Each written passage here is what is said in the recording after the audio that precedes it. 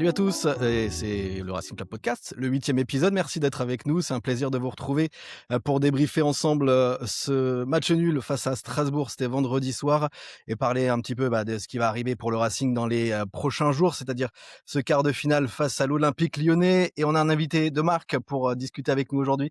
C'est Scipion, vous le connaissez sur les réseaux, sur son compte Twitter notamment. Salut Scipion. Salut les amis, merci beaucoup pour l'invitation. Un plaisir Bah d'être avec vous. Ouais, c'est un grand plaisir pour nous également de t'accueillir et de pouvoir parler Racing Club de Lens avec toi. Et puis Antoine, évidemment, est là, il est de retour, puisque tu étais pas là la semaine dernière. Antoine, comment ça va? J'étais pas là effectivement. Salut à tous, salut Val, salut Scipion, plaisir de t'accueillir et en espérant une belle émission. Ouais, ouais, ouais. On va parler de toi tout de suite, Scipion, et puis après on va débriefer le match face à Strasbourg et se projeter face à l'Olympique Lyonnais. Alors j'imagine que pas mal de monde te connaît sur les réseaux. Ça fait quelques années maintenant que tu es présent, que tu fais des vidéos aussi sur YouTube. Voilà, est-ce que tu peux te présenter rapidement aux gens, peut-être qui te découvrent aujourd'hui? Ouais, aucun problème. Je m'appelle Adrien alias Scipion. Je suis journaliste sportif de formation. J'ai bossé à France Foot, L'Équipe, RMC, Goal.com. Aujourd'hui, je bosse toujours en faisant des papiers pour Le Point. Je suis également, comme tu as dit, connu sur les réseaux, chroniqueur pour l'émission Hors Jeu tous les lundis 18h avec Bruce Braque, Kanto, Youss, toute la bonne bande. Et en parallèle, je me suis lancé, oui, sur du Twitch, du YouTube où je fais des débriefs Ligue 1, Ligue des Champions, des sujets un peu plus froids avec toujours cette volonté de partager une passion qu'on a tous, hein, finalement en commun, ce beau sport qui nous a fait tant de mal, mais aussi qui a son lot de réjouissances. Nous, en ce Et moment, là, j'en depuis profite quelques pour dire, ouais. que Adri avait, lancé il y a quelques années un podcast absolument incroyable sur, les jeunes joueurs, la formation football club. C'est comme ça qu'on s'était rencontrés, via une première collaboration, sur son podcast et qui des podcasts qui s'écoutent toujours, bien parce que c'est il y a des thématiques qui sont intemporelles et je me rappelle de ces contenus, de très grande qualité que tu faisais donc voilà. On va avoir un Merci. avis acerbe du coup, sur le Racing, puisque j'imagine que tu, entre autres, des clubs, tu suis pas mal, la saison du Racing Club de Lens qui est 2e pour le moment, au classement. Mais je crois que toi, tu as un club de cœur qui est un peu plus en difficulté, depuis quelque temps. Tu veux nous en parler? Ah, je sais pas si le terme en difficulté est adéquat, tu restes, poli, et assez lisse. Non, forcément, moi, c'est les Girondins de Bordeaux, depuis, début années 2000, les premières fois au parc Lescure, le stade Chaumont-Delmas. Donc, on est toujours là. Le club est en National 2 pour ceux qui auraient perdu de ça un petit peu de vue. Le club est co-leader avec, 3 points, potentiels, rattrapés par, l'autre équipe, La Roche-sur-Yon, qui a un match en moins avec, vous savez, toutes les inondations qu'il y a eu dans l'ouest de la France. Pas mal de matchs qui ont été reportés, donc ça va se jouer en avril. Il y a aussi un Bordeaux-La Roche-sur-Yon qui va se jouer bientôt. C'est un championnat qui est assez rude parce qu'il y a qu'une seule équipe qui monte, donc il n'y a pas d'histoire de meilleur deuxième, il n'y a pas de play-off, donc c'est vraiment malheureux vaincu. Dès que tu as un match nul, une défaite, ça peut compromettre l'issue de la saison. Bordeaux était bien placé la saison dernière, ils ont totalement raté leur sprint final avec 5 défaites de suite où ça a été compliqué pour terminer la saison. Là, on espère forcément monter parce qu'en plus la saison prochaine, c'est même plus le national, c'est la Ligue 3, donc Ouais, un championnat qui aura bien plus de moyens, de ouais, exactement. visibilité, donc ça peut être intéressant pour, Bordeaux d'avoir ce tremplin, mais encore une fois, il faut concrétiser ça sur le terrain. Et en plus, je crois que cette année, vous avez un homonyme du Racing Club de Lens des dernières saisons, qui fonctionne bien chez vous, un certain Openda, je crois? Ah oui, très clairement par rapport au Openda que je vois à la Juve, le Openda bordelais est bien meilleur. Royce Openda qui en plus est devenu international gabonais, donc c'est bien parce que ça permet aussi de mettre en valeur les joueurs qu'il y a dans ces divisions, inférieures françaises où tu as pas mal d'internationaux, tu as des Comoriens, notamment qui ont participé à la CAN, et c'est vrai qu'à Bordeaux, on a eu la chance d'envoyer, un joueur, à la Coupe d'Afrique des Nations. Ouais, ouais, ouais. Tu dans En le parlant football vrai là. Ouais, dans Ah le oui, oui, football très vrai, clairement. ouais. En parlant de Bordeaux, de Lens, je crois que, on avait, une question pour Scipion, qui parlait un peu du Racing et de Bordeaux, Antoine. Ouais, alors, l'émission, voilà, c'est un bon matelas, mais on va pas te donner de moments de confort, sur le Racing Club Podcast. C'est Routon qui a écrit, sur les réseaux pour toi.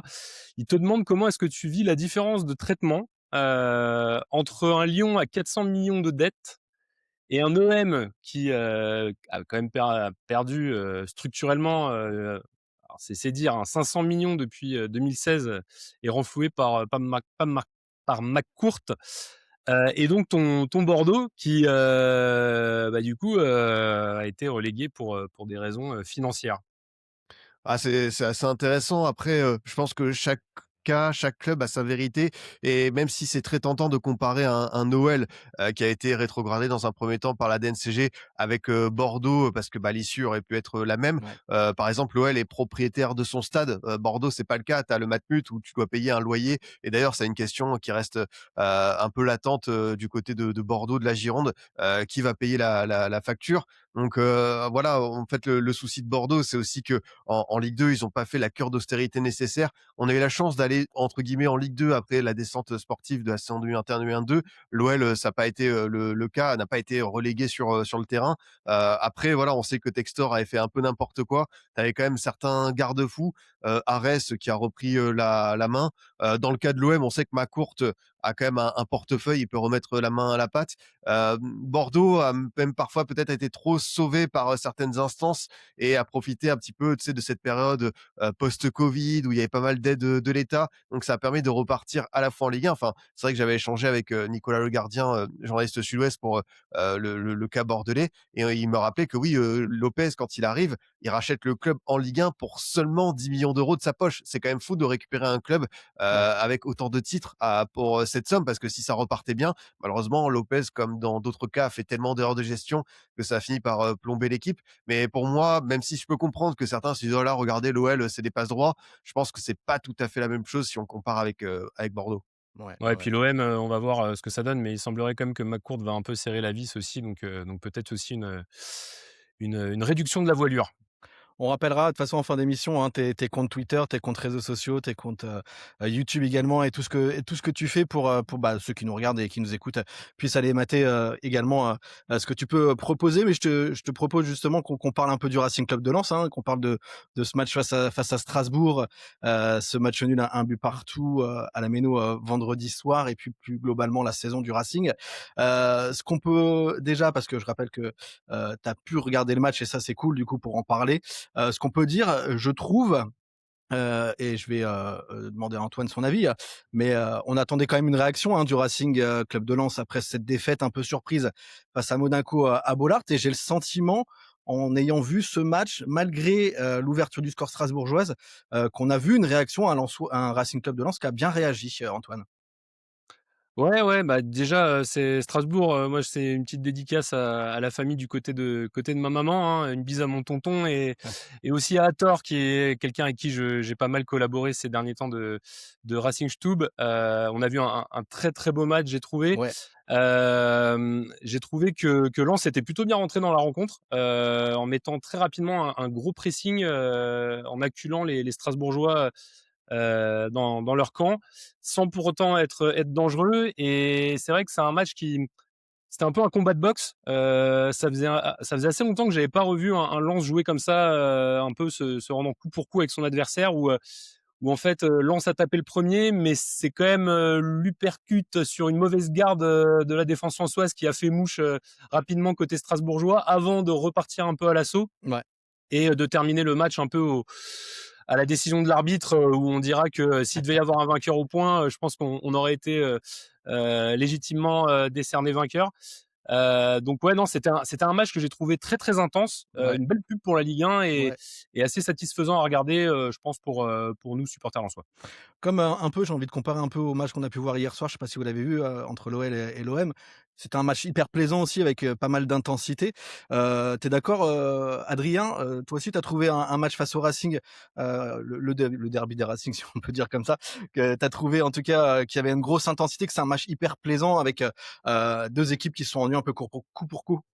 Ouais, totalement, c'est vrai que l'Olympico, il y avait vraiment, en termes, bah, d'efforts, d'intensité, de volonté de se rendre coup pour coup, c'était très fort et ce qu'on a vécu vendredi, c'était un petit peu le petit frère, l'avant-goût et c'était un match que j'attendais beaucoup parce que franchement, Strasbourg n'est que 8e, 7e, il y a Monaco qui est passé devant et pourtant c'est une vraie bonne équipe de Ligue 1. Alors évidemment, il manque, de victoires, de 3 points, depuis, 3 mois et ça explique un petit peu cette position où ils sont assez loin, au classement. Ils sont pas tout à fait au contact, du top 4, mais pour, le Racing, club de Lens, pour le coup, je trouvais que c'était un vrai beau test, d'affronter, cette équipe strasbourgeoise qui sortait d'un match référence contre l'OL.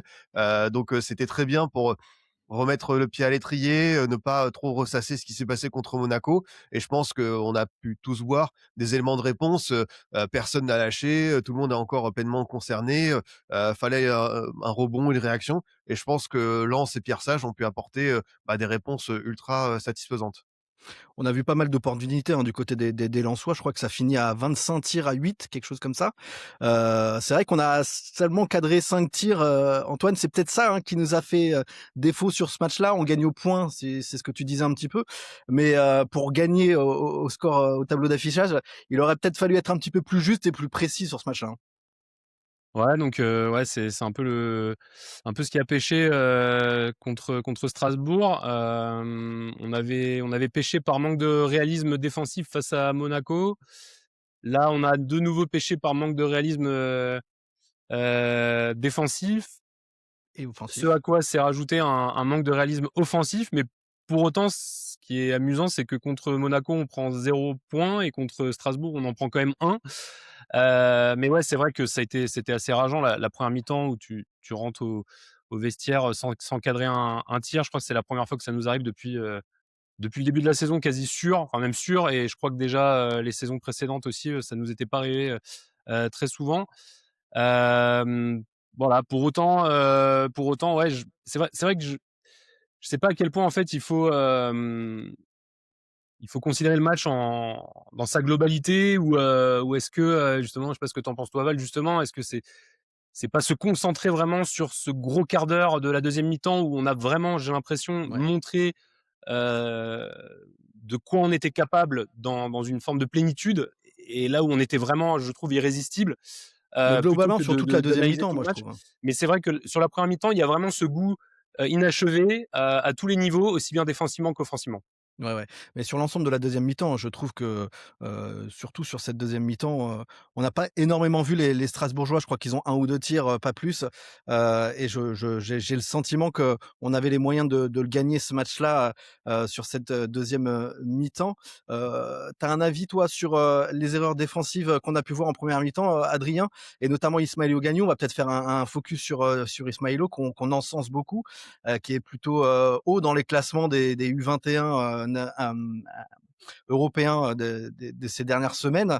C'est vrai qu'il avait été un petit peu en difficulté face à l'AS Monaco, et c'est lui qui vient offrir cette ouverture du score, face à Strasbourg. Est-ce qu'on peut dire un petit peu qu'après, une dizaine de matchs de haut niveau, il a peut-être un peu plus pêché, sur ce match-là? Ou alors c'est vraiment une erreur, qui peut arriver à n'importe qui, hein? Attends, je mets le jingle de Formation Football Club. On est parti. Non, c'est dur parce que Gagnou, il y a cette erreur qui évidemment, c'est comme quand un gardien fait une boulette, on va peut-être retenir que ça de son match, mais sinon il a fait pas mal d'interventions, assez propres, il s'est remis dedans. Il y a ce moment de déconnexion et tu as un Panicelli qui est tellement bon cette saison, tellement généreux, il a profité de ça et derrière la louche, il exécute, très, très bien par Ouais. rapport à Risser parce qu'il y a forcément l'erreur, mais derrière il y a aussi le geste qu'il doit convertir. Donc, c'est, une petite alerte pour Gagnou comme pour d'autres jeunes et même d'autres cadres, hein, du Racing parce que c'est vrai que cette période, d'absence, ce trou d'air contre Monaco, c'est pas que les jeunes qui ont conditionné ça. J'ai l'impression que tout le monde a cru que la victoire était donnée, offerte sur un plateau après le 2-0. Mais j'ai quand même bien aimé la réaction du joueur après qui a fait pas d'intervention assez propre, qui s'est remis, dedans et au global, ouais, le Racing, a pas douté trop longtemps. Je pense que Strasbourg a mis beaucoup d'énergie sur cette première période et derrière, il manquait peut-être un peu d'essence dans le moteur. Mais vous avez rappelé cette efficacité. Alors, c'est un peu l'histoire de cette saison pour le Racing, une équipe qui a peut-être beaucoup de réussite, trop pour certains, qui a converti beaucoup d'occasions. Après, on voyait aussi dans le jeu, on a eu cette discussion avec Antoine quand on avait fait, une bonne heure sur, le Racing, Ouais. que même Pierre Sage lui-même n'était pas satisfait à 100 de ce qu'il voyait dans le jeu. Donc c'est une équipe qui a encore une marge de progression et c'est super intéressant. Bah, voilà, la marge de progression, vendredi soir, elle était là. C'est Sol-Edouard qui d'habitude, est plutôt bon dans cet exercice de finition, qui a des opportunités. D'habitude, ouais, si tu refais le match 10 fois, peut-être que 9 fois sur 10, il en convertit une. Bah, malheureusement, c'est tombé sur la mauvaise soirée. Après, comme d'hab, hein, mieux vaut un attaquant qui se procure des occasions. Mais là, quand tu as 3-4 comme ça, avec cette première période où il y a beaucoup de situations qui s'enchaînent, tu as aussi la tête de Thauvin. Ouais. Ça, tu vas sortir de ce match avec des regrets. Je pense que les discours d'après-match étaient là, là-dessus. Mais sinon, sur la réaction et surtout l'intensité, enfin, moi, j'ai vu quand même un RC Lens être une équipe top 2 des Ligue 1 et un Strasbourg être, bah, voilà, top 7. J'ai vraiment vu une différence entre les 2 Ouais. équipes. Alors Strasbourg a pu exister sur l'entame très bien, mais sur les 90 minutes, il y a pas photo, quoi. Ouais, il y a pas photo. C'est un peu le sentiment que moi j'ai aussi et notamment que le fait de cette erreur qui nous plombe un petit peu, mais sans cette erreur-là, j'ai le sentiment que ce match, on avait la capacité de le gagner, Antoine. Ouais, on a clairement la capacité de le gagner, voilà, au-delà des quelques situations qu'on se procure en 1re mi-temps, la séquence, retour de vestiaire, jusque au but et même on peut la prolonger d'une petite dizaine de minutes derrière, c'est une avalanche d'occasions réellement. D'ailleurs, je tiens à souligner l'excellent travail de notre collègue Rémi, qui a créé un site avec, Ouais, beaucoup de data et qui montre en fait que le RC Lens sur cette période 45e, 63 donc retour de vestiaire, c'est la meilleure équipe de Ligue 1 en termes de performance. Donc c'est assez souvent qu'on a l'impression que Pierre Sage à la mi-temps arrive à réajuster, l'équipe que ce soit tactiquement ou, dans l'état d'esprit et c'est vrai que ce retour de vestiaire était assez impressionnant. On a vraiment cumulé un nombre d'occasions. D'ailleurs, il y a une occasion qui est assez franche, et qui précède le but, c'est la frappe de de Thauvin, ouais. Mamadou Sangaré. C'est la Ouais. frappe de Thauvin, Mmh. qui est déviée, je crois, par un Strasbourgeois, juste après, juste après la frappe et puis il y a voilà ces occasions de Hudol et cetera. Donc c'est vrai que c'est un peu les débats qu'on a pu avoir, puis c'est ce qui a été très, très bien retranscrit par Pierre Sage après match. C'est-à-dire qu'il y a une déception comptable, mais dans l'état d'esprit, ce match, clairement, il rebooste, Mmh. la confiance à fond et rappelle aussi au foot français, pour ceux qui vont un peu plus loin que la simple lecture, des résultats, le lundi matin, que le RC Lens, en fait, n'usurpe pas sa place et qu'il faudra compter sur nous encore, jusqu'à la fin de saison. Ça, Ouais. c'est une certitude. Et ce qui est sympa aussi, c'est qu'on a de nouveau marqué sur corner parce que ça fait un petit moment, hein, qu'on avait pu marquer, via un coup de pied arrêté ou un corner. On était, je sais plus si on est encore, mais on était une des meilleures équipes d'Europe, sur cet exercice-là, surtout, sur la première partie de saison où on marquait, je crois 1/3 de nos buts, sur des coups de pied arrêtés. Là, c'était, le dernier but sur un coup de pied arrêté ou venant d'un coup de pied arrêté, bah, c'était, le match aller face à Strasbourg justement, à Bollaert, et ce but de Gagnou. Donc ça aussi, c'est plutôt sympa de retrouver peut-être une certaine confiance au niveau des coups de pied arrêtés. Ça peut être, décisif dans les prochains matchs, à l'arrivée de ce coup de pied arrêté, un Mamadou Sangaré qui nous met un super but. J'aimerais qu'on fasse aussi un focus et demander l'avis d'Adrien sur Sangaré, hein, parce que je crois qu'en termes de pépites, on est aussi, pas mal lotis de ce côté-là, Je crois que même c'est heu, son chouchou. du côté Je veux du pas Racing. spoiler, mais On en pense qu'on veut, mais il est passé premier au Note l'équipe, j'ai vu ça ce matin, également. Ton avis, sur Sangaré, déjà de ce but et puis, globalement sur, sa saison depuis qu'il arrive au Racing, Adrien? Non, la reprise, elle est très belle déjà, elle est pas simple à mettre et derrière, en plus, il en tente une autre qui n'est pas cadrée, mais c'est un joueur qui est pétri de qualité, qui est tellement talentueux. C'est une adaptation express, dès je pense le deuxième, troisième match, on s'est dit: «OK, c'est un mec qui s'est mis, dans la très bonne direction, qui a bien compris, le principe du double pivot avec Thomasson, quand, il peut même faire des trucs avec, Bulatovic et tout». Mais, Sangaré, ouais, c'est parmi les tout meilleurs milieux de Ligue 1, si ce n'est le plus fiable, le plus régulier cette saison. À chaque fois qu'il est là à 100, il a été absent à la CAN et ce qui est très bien, c'est que le Racing avait anticipé en faisant un petit peu monter justement, Bulatovic. Ouais. Mais quand le patron est de retour, on voit la différence. On voit à quel point c'est un joueur, d'une trempe, rare. Donc, forcément, si on se projette un petit peu, c'est toujours la même position que vont décider Ougourian et Leka. Est-ce que finalement, cet été, bah, même si Lens sera probablement en Ligue des Champions, d'un intérêt sportif, il faut le garder. Mais est-ce que, c'est parce qu'on a vécu avec Openda, avec, peut-être une saison qui est incroyable et qui a une offre qui ne peut pas être refusée dans le football français, même si on sait que Lens est un modèle de gestion, est un club qui travaille très bien. Des fois, il y a des offres où tu dis: «OK, bah, c'est bon, on va y aller parce que ce gars-là, oui, tu me dis qu'il va aller faire, les très beaux jours de la première ligue, j'y crois». Il a le profil, quoi. Désormais ouais, tout à fait, franchement, il a tout parce qu'on le présentait comme un box to box, mais on se rend compte que c'est un joueur qui peut être aussi assez fin. J'ai en mémoire, 2-3 transversales, une, où il va chercher Hudol, sur un match à domicile et une Face à autre à Nice, Monaco. les Exactement, fameux, ouais. centres de Mathieu Hudol, tête de Saint-Édouard, ouais. Qui est devenu le gimmick célèbre, donc même dans les renversements de jeu, il est bon, ce qu'il peut aller chercher sur ce dernier tiers, c'est, un peu plus de buts, d'apport les 30 derniers mètres, mais sur ce qu'il a fait, ouais, c'est tellement propre, donc bravo au Racing d'être allé chercher au Rapid Vienne. Ça montre qu'il y a des joueurs comme ça à aller chercher hors top 5 européen et de leur donner, cette, acclimatation immédiate. Alors, ça vient beaucoup du joueur, mais je pense que c'est un environnement, qui lui a permis, de se mettre en pleine lumière. Ouais, bah, je pense que oui, le joueur déjà était pétri de talent et puis on a le sentiment, nous, en étant plus proche du Racing cette saison et même les saisons précédentes, même si on met à part la saison Will Steele qui est un peu plus compliquée, mais les saisons, précédentes également, on ressent ce club comme, un peu une famille qui fait que dès que tu as des nouveaux joueurs qui arrivent, ils se sentent tout de suite bien acceptés, bien inclus, dans le groupe et ça se ressent notamment quand tu as un joueur pétri de talent voilà, qui est tout de suite à l'aise sur le terrain, qui est aussi mis titulaire, quasiment tout de suite, hein. Je crois qu'il y a le premier match où il a pas été titulaire et puis derrière il a été mis, tout de suite, aligné par Pierre Sage. Donc oui, il y a c'est un peu une globalité, hein, Antoine, on en parle souvent, mais d'acclimatation des joueurs, comme ça, le club n'y est pas pour rien. Ouais, au point, c'est aussi un détail qui n'en est pas un, c'est que, sur le match de Strasbourg et je crois que ça s'était déjà passé, dans les matchs précédents, heu, quand il y a un remplacement dans le double pivot, c'est pas lui qui sort, c'est le capitaine. Ouais, Thomasson. Et Ouais. ça veut dire aussi beaucoup de choses. Ça prouve en fait le leadership technique, du garçon, et aussi dans l'impact, qu'il a dans le milieu de terrain et aussi que, bah, le capitaine accepte, de céder sa place, quand il faut et que le collectif et l'intérêt, supérieur du club, prime sur les intérêts des joueurs. Donc non, c'est sûr Sangaré, le but qu'il met là, c'est un but on sait que voilà, il l'a dans les jambes quoi. C'est des frappes comme ça, c'est cette qualité de passe. Adrien faisait part de ces transversales assez folles. D'ailleurs, ça j'avais dit il y a pas longtemps que cette caractéristique du jeu de Sangaré permettait aussi des ajustements tactiques. Ça prouve aussi l'impact qu'il a sur la planification tactique du club. C'est-à-dire que voilà, on est aujourd'hui capable de venir jouer 7, 8, 9 dans un demi-espace pour attirer tout le bloc adverse. Et puis avec Sangaré, pouf, on envoie une balle en profondeur pour Udol qui après, dans le 1 contre 1, souvent réussit à faire des différences et à adresser des super centres. Donc ouais, non, Sangaré, on verra cet été. Bon, je me fais pas trop d'illusions. S'il reste, tant mieux. S'il part, je pense qu'il y aura une forme de normalité, comme disait Adrien.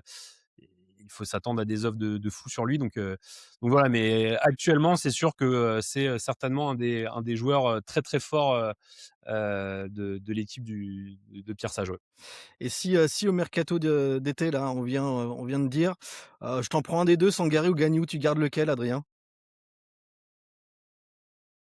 Ah, c'est une belle question, mais je garde Sangaré parce que, franchement, dans le double pivot, Gagnou, c'est une explosion, un peu spontanée où tu sais pas trop quelles sont les limites de ce garçon, le plafond de verre. Donc c'est très intéressant parce qu'il peut progresser et t'apporter tellement de choses avec, allez, les fameux dépassements de fonction. On l'a vu sur le but de Toulouse, mais on sait que Lens, a plutôt bien ciblé, ses, remplaçants, en défense. Sangaré, il a eu un tel impact que celui qui va arriver après, il aura une sacrée responsabilité et j'ai pas envie de dire que j'ai peur pour lui, mais même d'un point de vue Ligue des Champions, je préférais Sangaré.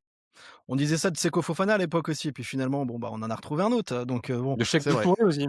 de Cheikh Cheikh Doucouré Doucouré, ouais. également, ouais, à l'époque, qui est parti, du côté de Palace, Mais qui est mais c'est vrai toujours, que Gagnou, bon la club. question est bonne parce que Gagnou, faut pas oublier qu'on a un Bordelais, qui va revenir petit à petit enfin qui est revenu à l'entraînement et qui, voilà, peut prétendre aussi à pourquoi pas revenir, à moyen terme dans l'équipe type. On avait parlé de Antonio, là il y a Celik aussi qui pointe le bout de son nez. Il y a peut-être effectivement, de manière très pragmatique, plus d'alternatives, possibles, à faible impact, sur le collectif derrière, qu'au milieu de terrain. Ouais, ouais, ouais, on verra, hein, de toute façon, on verra si on est attaqué, on verra comment ça se passera, on verra en cas de Ligue des Champions aussi, quelles seront les ambitions, des dirigeants, mais on a le temps on a encore le temps, de s'y pencher, là-dessus. Du coup, est-ce qu'on peut finalement, après tout ce qu'on a dit, est-ce qu'on peut se dire que c'est finalement quand même un point satisfaisant, décroché à la Méno, vendredi soir par les hommes de Pierre Sage? Je rappelle que, ça faisait 1 an que Lens n'avait pas enchaîné 2 matchs sans victoire.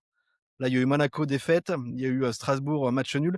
Ça faisait 1 an quasiment jour pour jour, je crois que c'est fin février, début mars 2025 que Lens n'avait pas enchaîné, 2 matchs sans victoire.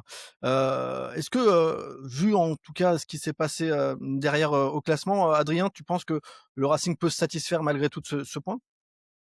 Bah, il y a 2 lectures possibles, c'est 2 points de perdus dans la quête d'un titre où tu as Ouais, envie d'y croire, hein, parce que bon, enfin, quand c'est une saison exceptionnelle, que tu as un PSG qui est pas en total rouleau compresseur, mais qui a quand même un vrai bon rythme en Ligue 1, tu te dis que c'est peut-être 2 points qui vont te manquer à la fin.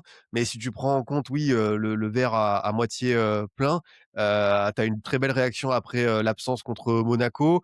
Tu as Lyon qui a perdu, donc tu prends un point sur le troisième. Après bon, bah, l'OM, Rennes, Lille, Monaco, tout ce beau monde a gagné. Mais voilà, ils restent quand même à une certaine distance. Ils vont avoir, pas mal de confrontations, directes. Donc voilà, en plus, tu as un calendrier qui va petit à petit, s'ouvrir. Faut voir le match, de coupe de France. Moi, le bilan comptable, il peut être un peu frustrant. Après, tu sais, quand j'anime un débrief Ligue 1, chaque dimanche soir, quand je fais, le passage sur Lens, presque quasiment à chaque fois, je rappelle le nombre de victoires et le nombre de journées. C'est 17 victoires en 24 journées. C'est un ouais, bilan qui est c'est fantastique, énorme. qui est dingue. Faut surtout pas le banaliser, le mettre de côté parce que voilà, ça fait 2 matchs que tu ne gagnes pas. C'est une saison en or. C'est un collectif, qui a converti tellement de possibilités et qui a dépassé toutes les attentes, supporters, observateurs, adversaires. Donc à 10 journées de la fin, on peut se satisfaire quand même de voir, Lens à cette place de deuxième. Voilà, on a souvent dit que le club n'a pas remporté la coupe de France. Ça peut être, le beau challenge en sachant que tu as plus le PSG dans cette compétition. Faut aller le gratter les quelques victoires, supplémentaires, pour assurer, ce top 2. Tu as ce match de gala potentiel contre le PSG, à voir où en sera le PSG dans 1 mois et demi avec, la Ligue des Champions, post-trêve internationale. Mais quoi qu'il arrive sur, le bilan, la satisfaction, je pense que on doit tous être unanimes que c'est vertigineux ce que réalise Lens. Ouais, ouais, ouais. Et puis surtout que, bah, on le répète souvent dans le Racing Club Podcast, mais Lens n'était pas programmé pour jouer le titre. Alors s'il le joue, tant mieux. Plus longtemps ça continuera, plus ce sera cool. Mais en vrai, il était même pas programmé pour jouer le podium à la base. Donc là, en fait, c'est beaucoup de bonus et c'est surtout, un matelas bien entretenu, hein, Antoine. C'est le titre de notre podcast, cette semaine, hein, le matelas du Racing Club de Lens. Il est encore bien épais ce matelas, Antoine? Bah, ouais, non, il est très épais, effectivement, on peut être frustré comptablement, mais comme on l'a dit, il y a jamais de linéarité entre la production, qualitative et ce que tu vas obtenir quantitativement à la fin du match, voilà, des fois, ça s'appelle la réussite et là, elle est pas là. Mais l'important, je pense, c'est qu'on continue de bien jouer. Parce qu'effectivement, comme tu le dis, bah, en regardant les résultats des adversaires, des gens qui sont dans la course, alors oui, le PSG gagne, hein, oui, le PSG a gagné au Havre, quelle surprise! Heu, le PSG va être, c'est notre lièvre, en fait, mais c'est un lièvre, à 3 poumons, donc il faut être conscient de ça. On est sur nous des temps de passage absolument, incroyables. Je me demande si c'est pas on n'est pas sur une presque une marque record, à ce moment de la saison. Mais voilà, hier, le résultat de l'OM, qui a battu Lyon. Lyon qui avait perdu le match précédent à Strasbourg justement. Donc c'est-à-dire que quand tu fais des analyses comparatives sur une feuille de route, bah, tu as fait +1 sur le déplacement à Strasbourg, face à Lyon. Tu as fait -2 du coup face à l'OM qui avait gagné, il me semble, à la Méno, il y a quelques semaines. Mais tu fais un 4/6 sur un bilan global face à un adversaire quand même qu'au début de saison, on avait classé un peu dans notre catégorie. Donc voilà, donc tous les indicateurs sont au vert et comptablement, on reste très, très bien positionné, je pense. Ce qui est aussi intéressant, c'est qu'on a une bien meilleure différence de but sur Lyon que sur Marseille.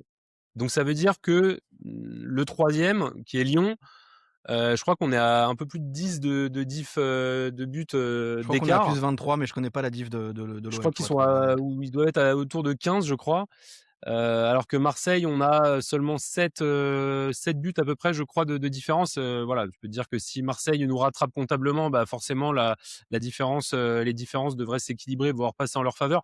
Donc globalement, on reste quand même très, très bien. Je pense que, on est bien, bien mieux, on dort bien mieux actuellement sur notre matelas que sur celui de nos amis, marseillais ou lyonnais. Et puis, ce qui se projette en plus là, les prochains matchs pour le Racing, c'est, Metz, Lorient, Angers. Ça, c'est les 3 prochains matchs. Rémi, notre ami Rémi nous a sorti une stat là tout à l'heure en off. Le Racing Club de Lens a pris 2,75 points par match sur les équipes classées après, la 10e place du classement de Ligue 1 depuis le début de la saison. ce qui est le cas alors je crois que Lorient est au-dessus de la 10e place quand même, il me semble, mais ce qui est le cas en tout cas d'Angers et du FC Metz que nous allons affronter, au prochain match. Sans nous porter la choucroune, Antoine, le FC Metz, c'est une de notre seules défaites de la saison. On se souvient qu'on a toujours un peu galéré contre les Messins, mais quand on sait un petit peu que le Racing Club de Lens fonctionne bien face aux équipes, moins bien classées, que lui et notamment en dessous de la 10e, ça sent bon quand même ces 3 prochains matchs. En tout cas, on peut espérer reprendre la série de victoires, hein. Bah, déjà, le prochain match, effectivement, tu reçois Metz, qui est clairement l'équipe la plus faible de Ligue 1, je pense, que ça soit alors je sais pas dans l'effectif, mais du moins dans la construction de collective et cetera, tu sens que c'est vraiment compliqué. Ils ont changé de coach, il y a pas eu d'effet, il y a pas eu d'effet, Taverneau, à Metz, donc tu as perdu là-bas, donc tu as le ressort aussi, voilà, on est dans la même configuration que le match aller. On joue à Metz, Metz au fond du trou, Mmh. on les a relancés au match aller, les gars, faites pas la connerie, sauf que là, C'est vous clair. êtes face à 38 000 supporters Mmh. qui vous seront comptables du résultat parce que là, pour le coup, il y aura matière à l'être. Et en parallèle, toujours regarder la concurrence, l'OM va à Toulouse, qui est pas un déplacement facile, et l'Olympique Lyonnais reçoit Antoine Camboiré. Donc, si au moins un des deux pouvait chuter le week-end prochain, et que nous on faisait ce qu'on doit normalement faire, c'est-à-dire prendre 3 points, et ben le matelas il sera encore un peu plus confortable. Ouais, ouais, ouais. Les Lensois, ils ont encore, je crois le LOSC dans le top, 8 à jouer, le PSG évidemment et puis, l'Olympique Lyonnais. Mais je crois que sinon, on a affronté à peu près toutes les équipes, qui sont, dans le top 8, aujourd'hui. Rémi nous disait, hein, qu'on avait un petit peu plus galéré. Je crois qu'on est à 1,4 points face, aux équipes classées, dans le top 5 ou dans le top 6. Donc c'est vrai que en tout cas sur le papier, Adrien, on a l'air d'avoir une série de matchs qui s'annonce peut-être plus propice pour relancer une série de victoires comme l'ont fait les hommes de Pierre Sage, pas mal souvent cette saison.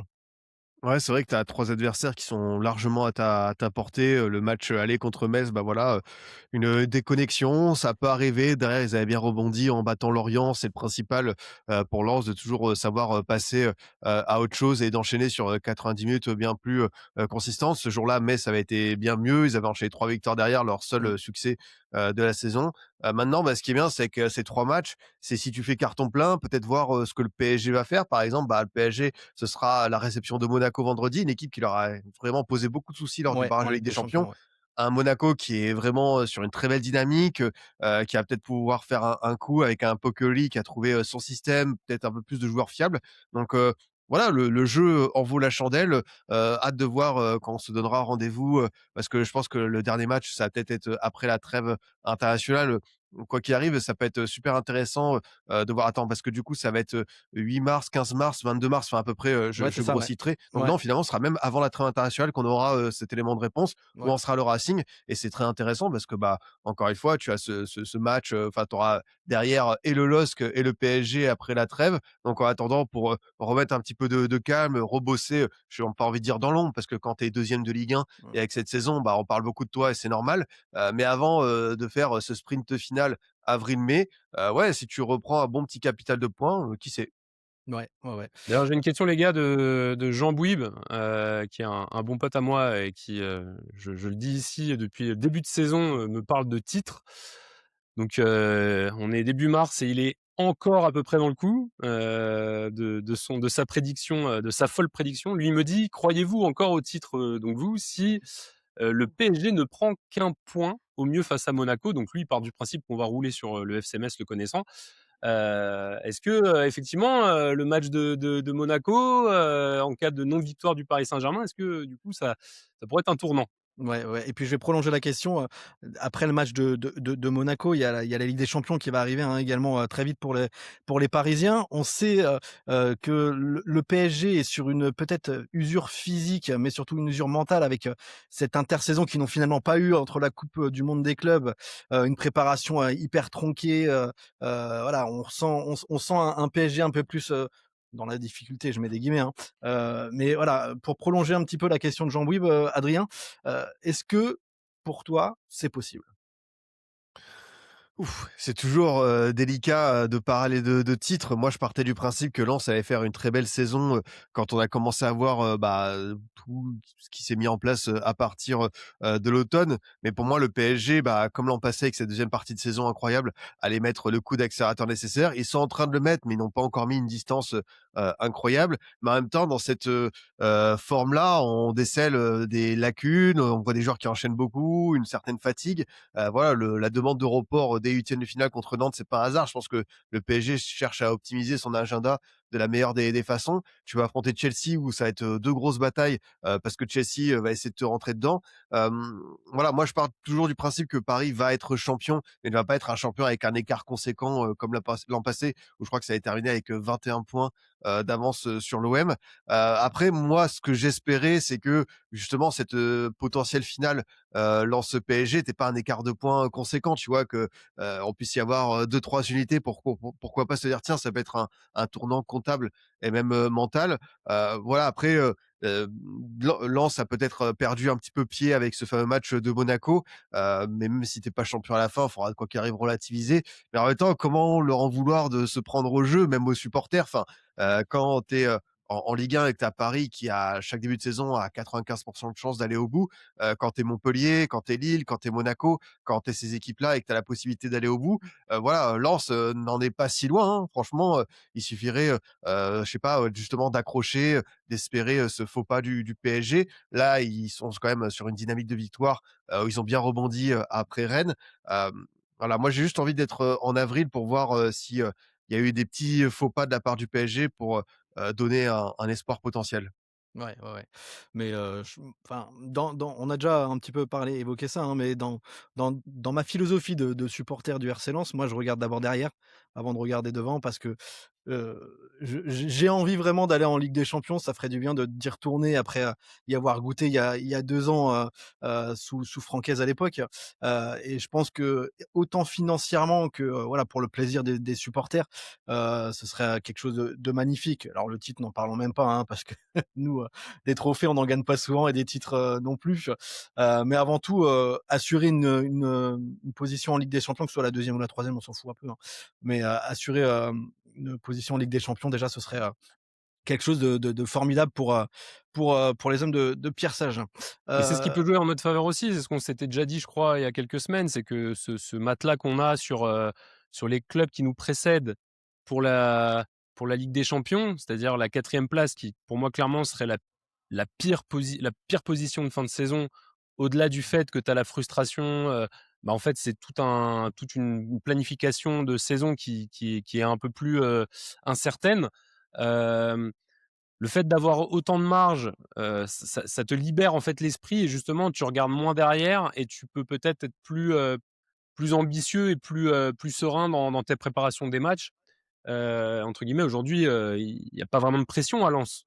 Au-delà ouais, du fait que, déjà tu surpasses toutes les attentes de début de saison, donc la direction, d'un point de vue économique, doit dire enfin, doit faire ressentir à tout le club que, tout va bien à ce niveau-là. Mais même sportivement, en fait, tu travailles sereinement en te disant, tu as plusieurs jokers et mine de rien, quand tu joues pas avec, avec le couteau sous la gorge, tu te libères peut-être plus facilement et voilà, donc c'est en ça que ça peut être aussi une force pour nous, pour éventuellement continuer à projeter et à rêver, comme on disait, pendant l'épisode 2, du Racing Club Podcast de cette saison, dreaming, donc ouais. pourquoi pas? Pourquoi pas? À Et suivre. pourquoi pas continuer à rêver aussi en Coupe de France parce qu'on va commencer à parler de ce choc qui s'annonce, jeudi.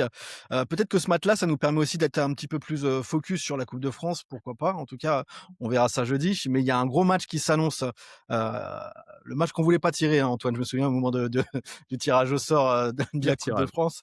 Le pire tirage, ce serait Lyon à l'extérieur. Bon, bah, voilà, go. On va parler un peu de ce match-là et de voir un peu, comment on le sent, tous les 3, et avoir, l'avis aussi de Scipion qui est un peu plus extérieur à nous qui sommes à fond, derrière le RC Lens. Mais cette confrontation face à un Olympique Lyonnais qui vient d'enchaîner 2 défaites de suite, ce qui n'était pas arrivé depuis un petit moment, hein, pour les hommes de Fonseca. Autant, le match hier était hyper sympa, autant, face à Strasbourg, ils avaient été un petit peu plus, peinés. Voilà, comment, tu sens cette, confrontation, Adrien, ce match, jeudi soir, ce quart de finale, du côté du Groupama Stadium? C'est vraiment pas évident parce que on peut partir du principe que l'OL ne va pas récupérer ses blessés et surtout en attaque qui manque beaucoup pour, la prise, d'espace, de Pavel Chouch profondeur. notamment?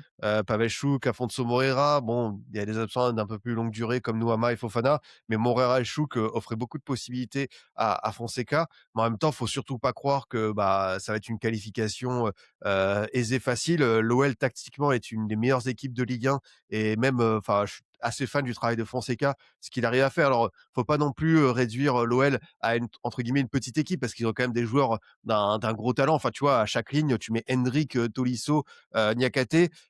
Voilà, c'est des joueurs qui sont titulaires partout, en Ligue 1, peut-être hormis au PSG encore, des fois on peut en discuter vu leur saison. Tu as des joueurs qui sont très intelligents, qui s'adaptent bien. Tu vois, par exemple, la défaite de 3 à l'aller contre Paris, ils avaient très bien préparé leur coup Groupama et même avec cet effectif limité, ils avaient posé pas mal de soucis. Contre l'OM, ils sont pas loin du coup parfait et il y a quelques occasions qui sont loupées. Tu vois, l'association, Hendrick-Yaramchuk, elle a été, assez, concluante, donc ça peut être un vrai test pour, la défense du Racing.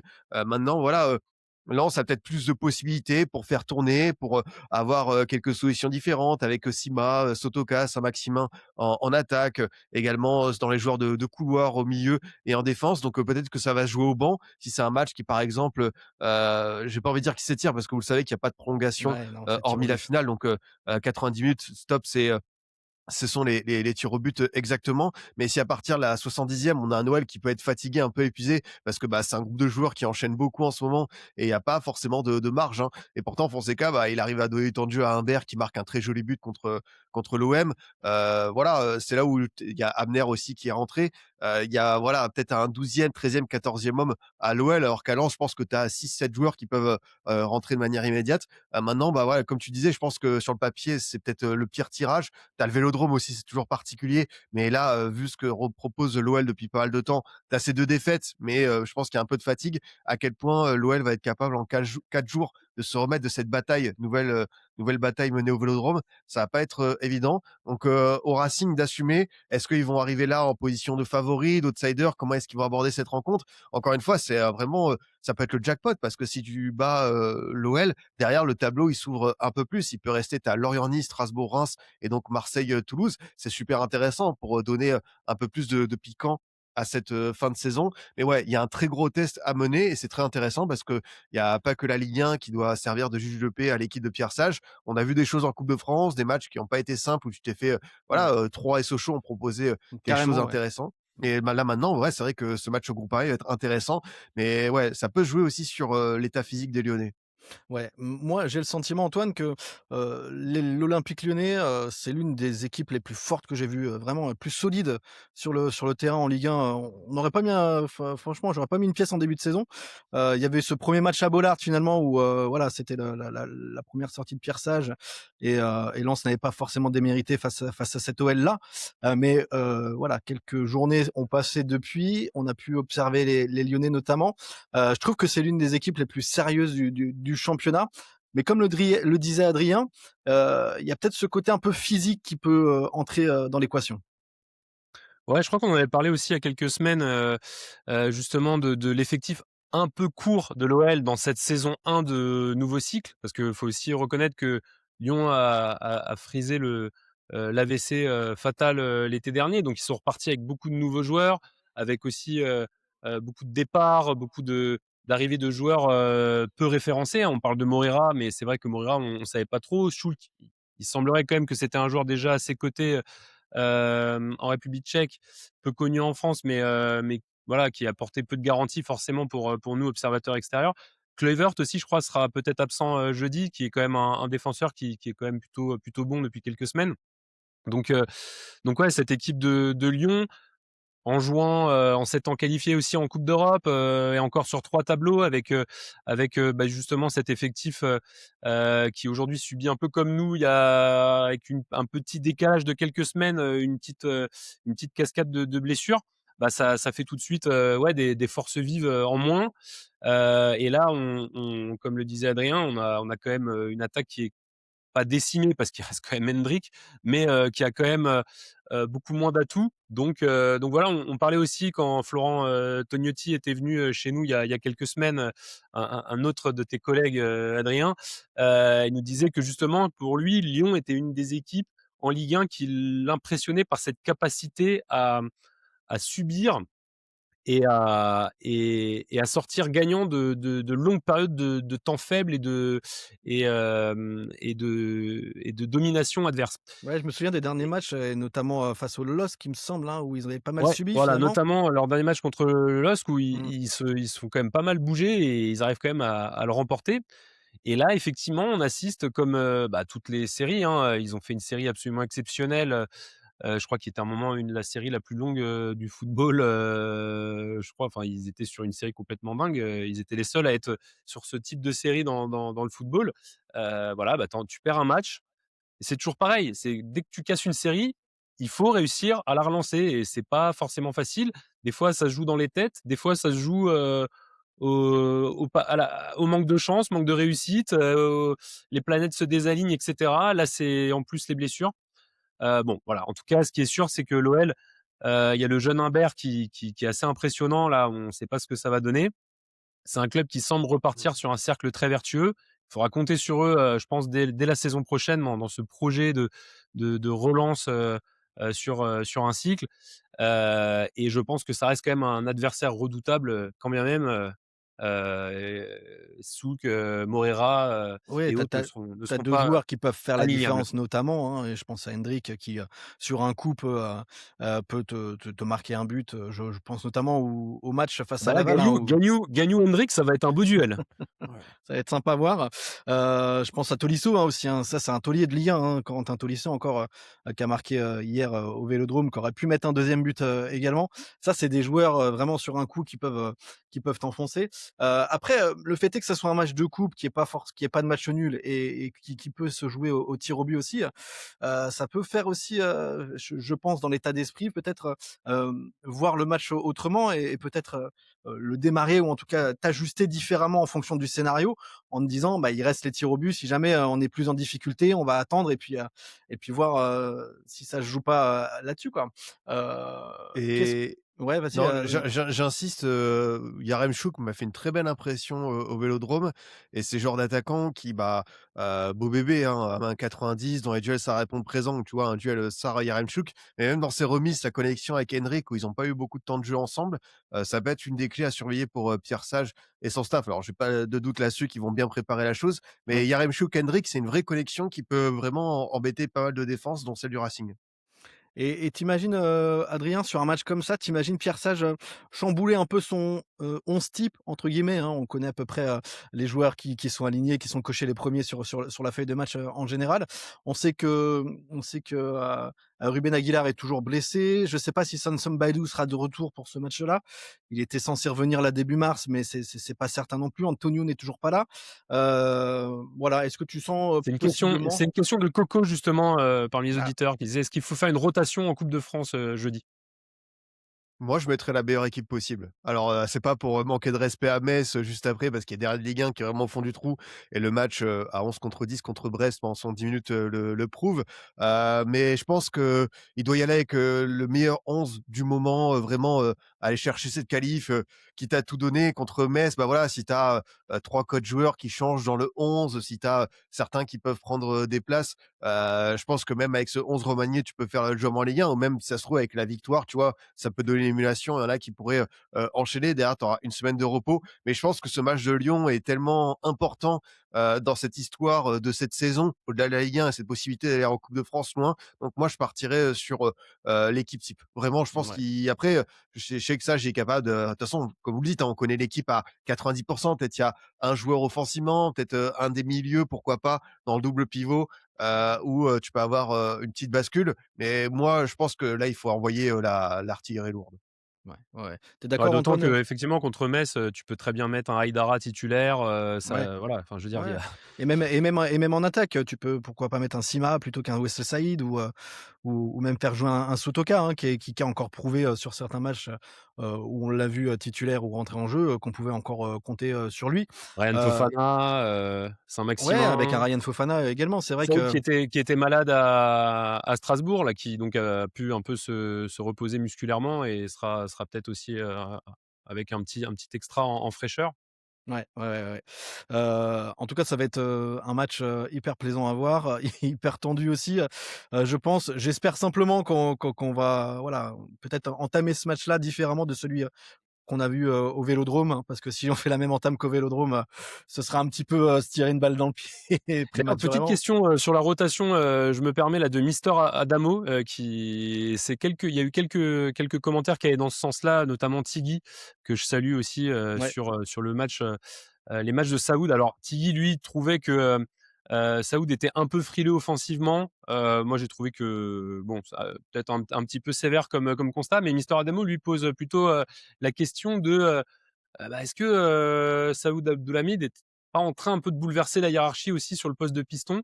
C'est vrai qu'Aguilar fait une saison absolument incroyable et loin de moi l'idée de vouloir, l'écarter du 11, mais c'est vrai que Saoud là depuis le mois de janvier, les blessures de Aguilar, et les matchs qui s'enchaînent, je trouve gagne en cohérence et en consistance et c'est vrai que c'est un vrai bon joueur. Je sais pas ce que vous en pensez vous sur quel est l'avenir, à court terme, hein, parce à court que terme parce qu'il est c'est un prêté, hein. prêt, Mmh. mais en tout cas Saoud au RC Lens.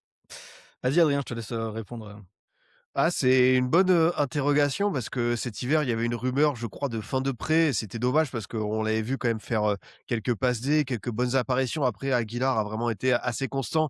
Peut-être pas le meilleur Lensois à chaque match, mais en termes de fiabilité immédiate et son vécu en Ligue 1, bah, forcément, il avait une longueur d'avance. Après, bah, sur le match de Strasbourg, tu avais, Diego Moreira qui était, latéral gauche de mémoire, donc tu avais quand même une belle proposition. Tu avais Ouattara à droite, donc tu avais également, comment il s'appelle? Tu avais, Godot qui pouvait être dans la zone d'Abdelhamid. Ouais, je trouve que enfin d'Abdoulhamid, je trouve qu'il a vraiment bien limité, plus que limité la casse. Il a fait un match sérieux. ouais, D'ailleurs, il est dans l'équipe type, de ouais, l'équipe de la journée. Donc, Très bon dans les non, duels, ouais. ouais, très bon dans les duels. Alors après, sur l'apport offensif, on a déjà vu faire de bonnes choses. Sur le match, après, qu'est-ce que tu veux la dire? Sur différence ce avec Aguilar peut-être, c'est que Saud n'est pas un centreur, là où Aguilar est quand même, principalement un centreur qui délivre pas mal de galettes. Saud, est plus dans la profondeur peut-être et essayer de plonger plutôt que de centrer. C'est peut-être là la différence, entre les Mais 2. c'est peut-être un déclic, hein, parce que je pense qu'il techniquement, il est capable d'adresser des galettes, hein. Il y a pas de souci, hein, Bah, à il ce faudrait niveau-là, voir mais parce que le Racing Club de Lens, je crois, on en parlait il y a quelques épisodes de ça, marque plus d'un tiers de ses buts sur des centres. Donc, il y a aussi ça qui peut jouer, sur peut-être, le sentiment, le ressenti des supporters. Non, c'est vrai, mais même, sans cette histoire, enfin, contre Strasbourg, tu t'es procuré tellement d'occasions que tu avais pas forcément besoin des centres, Ouais, d'Abdelhamid pour convertir. Mais non, non, après, bah, c'est vrai qu'on prépare peut-être, voilà, la saison prochaine avec la Ligue des Champions et avoir ce type de joueur qui peut être capable à la fois d'évoluer dans les matchs de LDC, mais également répondre présent en championnat. Tu auras besoin de doubler tous les postes et Abdelhamid voilà, dans ce rôle de piston, si Sage continue avec ce système à 3 et je pense que ce sera le cas la saison prochaine, ouais, je le garde tous les jours. ouais, ouais. Après je crois que l'AS Roma a une option de réachat parce qu'on a une option d'achat, mais l'AS Roma a une option de réachat, je crois à 500 000 € de plus ou quelque chose comme ça. Ce qu'avait fait, je crois que ce qu'on avait fait avec Kalimuendo à l'époque, il me semble avec le PSG ou quelque chose comme ça, et ce qu'on a fait avec Morgan Guilavogui également avec Sampaoli la saison, dernière, hein. Pour conclure, cet épisode, 8, sur ce match face à Lyon, est-ce que tu as quelque chose à rajouter? Est-ce que tu vois peut-être un point qu'on n'a pas évoqué, Antoine? Non, sur l'OL, on a été assez complet, j'aurais juste une dernière question un peu clin d'œil, qui n'a rien à voir, mais qui va nous emmener, tranquillement vers la fin de l'émission, Val, si tu me permets. C'est, Vas-y. Tchèque Marista qui doit être un grand fan de Scipion qui a posé la question, pour savoir à qui est-ce que tu penses, Scipion? Ah bah, comme je suis, dans une émission, lensoise, on a, on va dire un joueur, prime avec, Seydou Keita qui à chaque fois que je pense à lui dans les années 2000, faut pas perdre, la mémoire et savoir à quel point ça a été un milieu formidable, un joueur que j'ai vraiment, beaucoup, beaucoup kiffé et après, est-ce qu'en plus obscur, après c'est comme d'hab, Yoann Demont, qui est entraîneur, chez vous, chez les jeunes, mais Yoann Demont aussi ça symbolise, un petit peu ce Racing, mais Seydou Keita, quel joueur c'était quand même. Ouais, c'est Seydou Keita. Moi, je pense à Daniel Moreira aussi quand on me pose la question à chaque fois, mais c'était aussi ma génération. Et puis, je crois que j'avais vu passer aussi s'il y avait peut-être un Bordeaux-Lens ou un Lens-Bordeaux qui te revenait en mémoire là comme ça, ce serait lequel? Est-ce que tu en as un qui te revient comme ça en mémoire? Bah, c'est le premier match de la saison 2009-2010 quand Lens remonte et que, bah, à l'époque, c'était le champion de Ligue 1 en première journée qui affrontait le champion de Ligue 2 et ça a été une victoire 4-1 de Bordeaux avec un récital offensif, des buts de Wendel, Gourcuff, enfin, une belle prémisse à cette saison qui malheureusement s'était mal terminée pour Bordeaux, hormis, bah, ce quart de finale de Ligue des Champions. Donc celui-ci, il m'avait bien marqué, même le premier match de l'ère Laurent Blanc. C'est une victoire, 1-0 de Bordeaux sur, le Lens de Giroud, donc là pareil, ça ramène une époque, sombre avec un but de Bellion, donc ouais, Ouais. ça il y a des bons souvenirs quand même. Ouais, moi j'ai quand tu me parles de Bordeaux-Lens ou de Lens-Bordeaux, moi j'ai un mauvais souvenir qui me vient en tête, c'est, la dernière journée de la saison où on descend, le 2007, 2008. On termine sur un 2-2 à Bollaert face aux Girondins de Bordeaux, qui nous condamne à la descente, en Ligue Vous 2 avez tué notre Racing. Vous avez tué notre Racing. et à ce tunnel qu'on a affronté jusque 2020, voilà donc moi c'est plutôt c'est ce que je remonte. Là, j'en ai un autre qui me vient en tête, c'est aussi ce quart de finale de Coupe de France à l'époque Ligue 2 justement là, dans un Bollaert incandescent. Je sais pas si tu te souviens, Adrien, de celui-ci, où on perd 3-2, à domicile. Avec C'est un but de l'époque d'Elena certitude, je crois, hein. Nomenjanahari et compagnie. Je crois qu'on avait pendant très longtemps pas vécu un moment comme ça en Ligue 2 et c'était, un des souvenirs un peu sympas aussi de ces Je m'en Lens-Bordeaux. souviens bien parce que c'est la saison où Bordeaux, sous Francis Gillot, remporte la Coupe de France, donc c'est vrai que ce match-là avait été, assez costaud. Ouais, ouais, ouais. On va conclure, cet épisode 8 en te remerciant, Adrien, Scipion, pour, d'avoir répondu présent, hein, cette invitation et d'avoir, voilà, éclairé, de tes souvenirs, de ton savoir, cette émission, et ce débrief. On rappelle, un petit peu tes réseaux, où on peut te retrouver, on peut te suivre, au quotidien?